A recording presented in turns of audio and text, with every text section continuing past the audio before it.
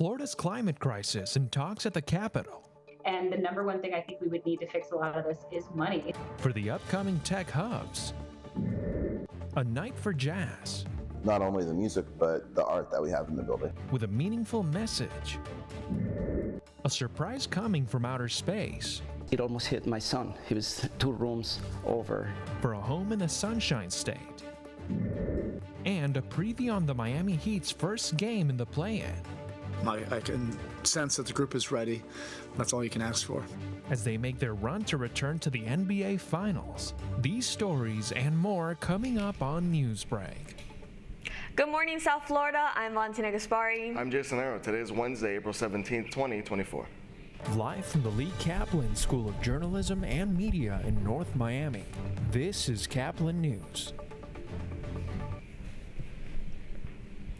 The leader of the House of Representatives is speaking out, telling 2 members of his own party, quote, "I'm not going anywhere." This morning, Republican House Speaker Mike Johnson is responding directly to challengers from 2 hardliners within his party. Representatives Thomas Massey and Marjorie Taylor Greene are looking to assemble a coalition of their Republican colleagues to oust Speaker Johnson. The cause of the divide is reported to be disagreements over the funding the U.S. has its foreign allies in Israel, Ukraine, and Taiwan. Here's Speaker Johnson's response. I am not resigning, and it is, in my view, an absurd notion that someone would bring a vacate motion when we are simply here trying to do our jobs. This is not the first time that the Republican-controlled House has had the power struggle. This was since the party had won the majority back in 2022. Longtime U.S. Senator and 2-time Florida Governor Bob Graham has died. Graham spent 4 decades in the public service representing the state of Florida. He was most known for co-chairing the congressional investigation of the September 11th attacks and running for president in 2004. Graham was 87 years old and is survived by his wife Adele, 4 kids, and 10 grandchildren. Florida Governor Ron DeSantis is initiating a slight rollback to his abandoned books agenda in public schools. Yesterday, DeSantis signed a new bill that states that starting in July, people without children in a school district can only file 1 complaint per month regarding the books that are available to read. The governor suggested that his former policy may have gone too far. You have some people who are taking the curriculum transparency and they're trying to weaponize that for political purposes. And so that involves objecting to normal books. The new law, however, did not specify a penalty that adults would suffer if they do violate it. It also did not address the number of complaints that parents of children in school districts can file. South Florida is ground zero for climate change, and Floridians are familiar with the severity of flooding here. But with the development of the South Florida Climate Ready Tech Hub, there's a possibility to address and improve this issue through coastal resiliency projects. Caplin News reporter Sofia Bolivar from our DC Bureau looks into what Tech Hub is fighting for. Behind me is the Economic Development Administration, which will fund between 5 to 10 tech hubs this summer out of the 31 designated across the country. With South Florida's tech hub being the only one promoting climate resilience, the fight for its funding here in D.C. can lead to less flooding back on the South Florida streets. With intense storms in South Florida comes intense flooding, especially in low-lying areas. In November, Alyssa Chavez was victim to a nameless storm in Fort Lauderdale near the beach. I didn't think much of it. It was raining pretty hard, but I was like, oh, another rainy day in Florida. So I just drove to work. I was going under a bridge and it was flooding a lot under. I was about to go on the highway. My car just stopped. I didn't know what to do. I just left my car there and then I had to get it towed. Flooding is a concern for residents, and many question how livable South Florida will be in the future if projects focused on climate-ready infrastructure are not carried out. We've got the threat of storm surge and stronger hurricanes threatening our older, weaker buildings. And also we have sea level rise and climate change. They're combining to bring us worse flooding. More intense rainstorms are becoming more common as the planet warms. And the number one thing I think we would need to fix a lot of this is money. In October 2023, the Economic Development Administration, or EDA, designated the South Florida Climate Ready Tech Hub as the only tech hub in Florida, and it's the only tech hub focused on climate resilience out of the 31 hubs across the country. There's some coastal resilience projects that already have some funding. They could be enhanced through tech hub activities. One of the companies that has partnered with the tech hub and focuses on coastal defense is OnePrint, an infrastructure 3D printing company that produces seawalls to protect the shoreline and prevents flooding. Some other advantages of the 3D printing manufacturing is that it can be localized. So a 3D printer can be set up within hours and start producing infrastructure that can be placed just feet away. For example, our seawalls is something that we can bring a machine to the area, say it's an inland canal. We can produce many seawalls in a rapid amount of time. At Florida International University's Government Relations Office in Washington, D.C., one intern is advocating for the Climate Tech Hub.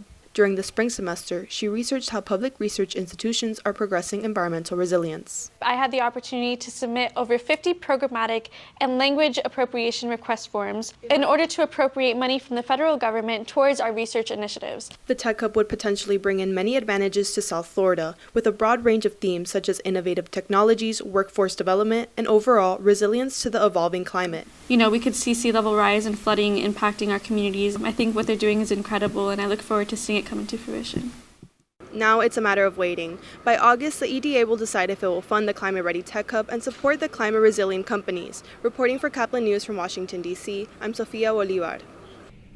Was it a bird or was it a plane? Actually, it was debris from outer space. A family home in Naples was shocked to hear a loud bang coming from their roof. To their surprise, it was an object from the International Space Station. The cylindrical shape, weighing about 1.5 pounds, had pierced through the ceiling and the floor. Alejandra Ortero, the homeowner, called the Collier County Sheriff's Office after making the discovery. I was shaken. I was completely in disbelief. What are the chances of something landing on my house with such force? The object was subsequently taken to the Kennedy Space Center in Cape Canaveral for further analysis. 9 states, including Florida, have reported harmful reactions after receiving cosmetic injections, which is commonly known as Botox. The Centers for Disease and Control, including prevention, says that 9 people were hospitalized, with 4 of them being treated for botulism, a rare but serious illness caused by toxins released by bacteria.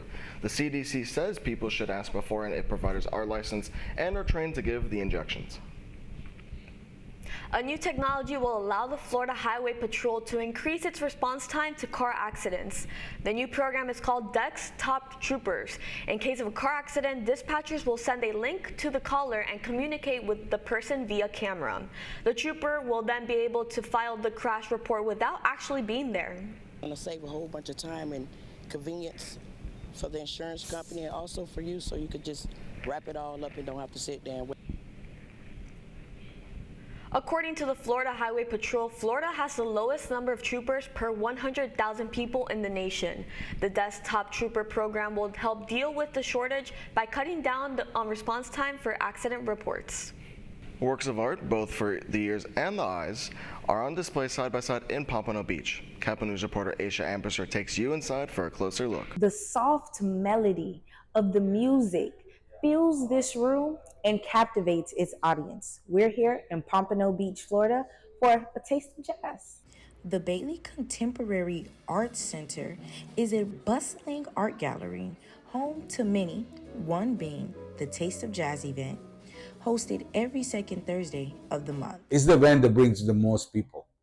It's always sold out. The event is done by the Gold Coast Jazz Society, who collaborates with the Pompano Beach Arts and Cultural Department. Like about half the crowd is regulars, and then half of it is new people that are just, a lot of them are out on a date night, or it's their first time here, so they get to explore not only the music, but the art that we have in the building. Wine samples are complimentary for the event, and while you're enjoying the vibes, after you can enjoy the art.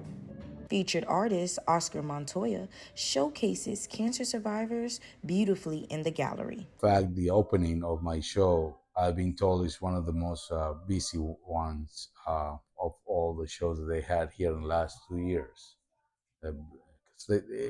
Cancer touches everybody, you know. It touches everybody. It touches. I know you know someone that had cancer or died from it or survived it, you know. So we all have stories to tell. And you can continue to see these stories while enjoying some jazz. We're tapping our feet, We're snapping our fingers and we're scatting our way on out of here. This is Aisha Ambrister, Caplin News. We now know who the Panthers will play in the first round. And that's still ahead, and so is the story. Shoot this Hawkins. Down the Hawkins Highway for 2 and a foul. He will play in Philadelphia tonight in the first game of the Eastern Conference Play-in Tournament. Newsbreak will be back in 2 minutes.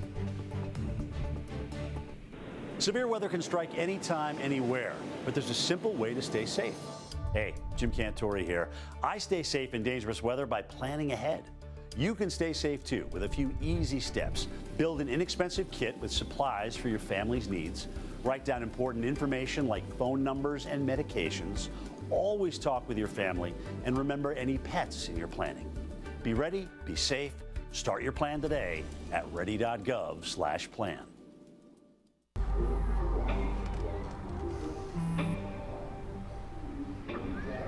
I don't know why you're so sad. You've got a roof over your head. You gotta stop with that depressing stuff.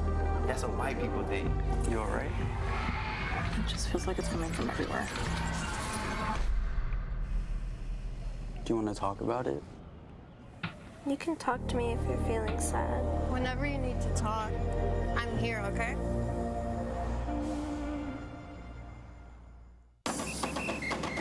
If you're buzzed and doing this,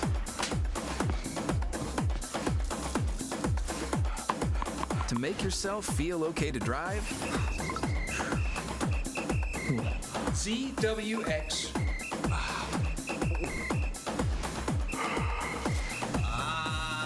You're not okay to drive. YGKLVW. Regular you.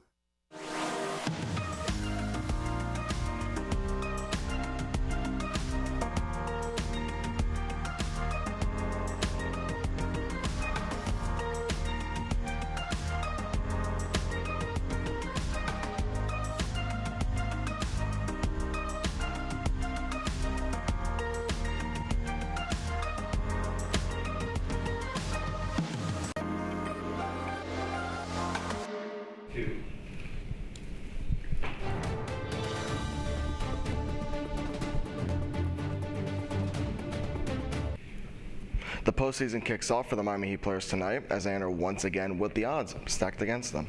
We have Kaplin's Anthony Cruz in the control center this morning to break down Miami's matchup with the Sixers tonight with the 7th seed up for grabs. The more things change, the more they stay the same. As with the 2023-2024 season wrapping up on Sunday, the Heat finds itself in the play-in tournament for the 2nd year in a row. I'm going to shoot this Hawkins. Down the Hawkins Highway for 2 and a foul.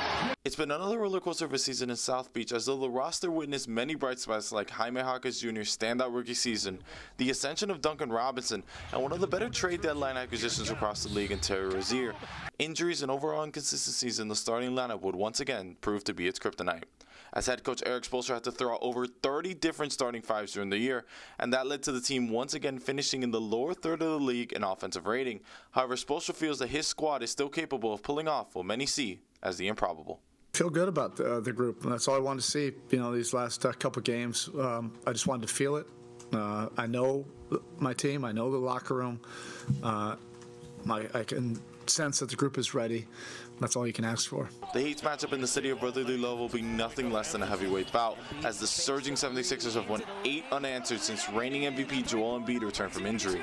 Whenever the Heat is playing in front of arguably the most rabid fan base in the league, it's always extra personal for former 76ers player Jimmy Butler. And the Heat stars show no signs of intimidation heading into tonight. Just got to go out there and compete, play basketball the right way, and do something very difficult, which is to win on Philly's floor. But it's a time of the year where, you're going to have to do that anyways if you want to win a championship. Obviously, we're going to have to do it if we want to get to 7. If the Heat wins tonight, it'll clinch the 7th seed. Not only will the team avoid a dreaded second win-or-go-home game, but it would also land on the other side of the bracket as the 64-win Boston Celtics. As much as Jimmy Butler would probably tell you that he's not scared of them. Reporting for Caplin News, I'm Anthony Cruz. The Florida Panthers battled the Toronto Maple Leafs in their regular season finale with a potential division title on the line. The Ice Cats started out cold as the Maple Leafs stormed out with a 2-0 lead in the first period, but the Panthers were toying with Toronto as a monstrous second period led to Florida to victory over the Leafs. The final score was Toronto 2, Panthers 5. The Panthers won the Atlantic Division, earned the 3rd seed in the East, and will face the Tampa Bay Lightning in the first round of the playoffs. There's a saying, life is filled with some strange and rare moments, and last night, that rare moment was the Marlins win. The Marlins battled the San Francisco Giants, and Miami was aided by a career-high 10-strikeout outing from Brian Weathers on top of a 3-run 6th inning that will result in a win for the Marlins. The final score for this game was San Francisco 3, Marlins 6. The Marlins will move to a 4-14 and will try to win their first series of the year against the Giants later today at 12:10 p.m.